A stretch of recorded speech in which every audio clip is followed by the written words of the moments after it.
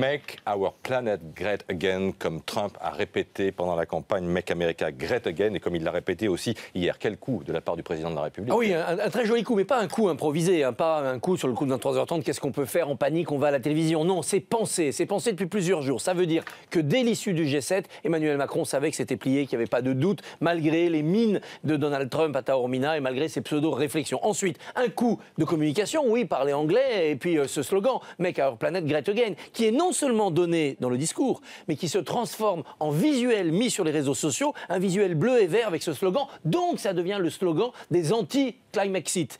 Et puis, il y a du fond, c'est-à-dire toute une réflexion sur l'avenir de la planète. C'est-à-dire c'est pas la France contre les États-Unis, c'est l'humanité qui est concernée par cette affaire. Un vrai défi à Trump. Un de plus.